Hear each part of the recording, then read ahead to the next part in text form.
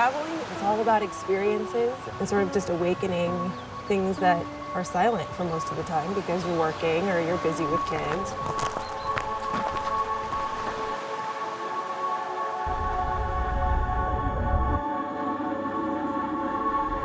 There's just something very spiritual about being somewhere that has been around longer than you can fathom.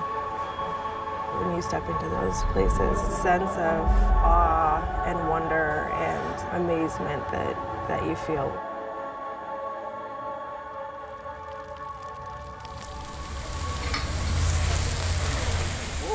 Most of the Armenian cuisine is a labor of love. It takes a lot of time and energy and effort.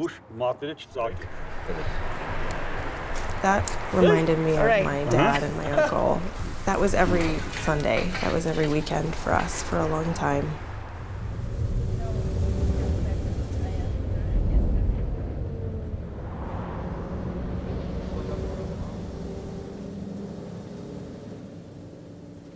I keep going back to my ancestors, and I keep thinking about their walk and imagining walking through that terrain. My grandmother was 2 years old when the genocide began, and they walked, and they were told that they were just being relocated. Very quickly, they just realized that they weren't being moved; they were being marched to their death. April 24th, 1915 marks the day that the genocide began. In 2 years, over 1.5 million Armenians were killed. I mean, I don't think anyone can quite comprehend or explain how horrible it was.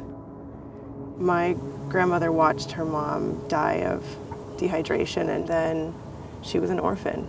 And similar with my grandfather, he was also orphaned. You know, I heard all the stories of fighting for survival, and I felt like I owed it to her to be the best version of me that I could be. The soup kitchen, that was like sitting around a table with a bunch of my aunties and, grandmothers. They each sort of shared so that without the soup kitchen, there would be no regular meals and nutritious meals. She was talking about how her grandmother was in the genocide and was also an orphan.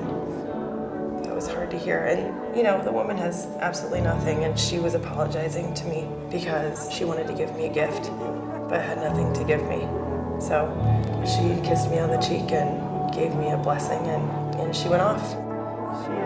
My dad, the one thing that he's always said that was impressed upon him by my grandmother is Bundara var birkir, which is something good will come of this too. These people are able to find the positive. I've always wondered where I get my strength. It does feel like sewn into my being. I have not met a single person in this country who has not fought like hell to be where they are.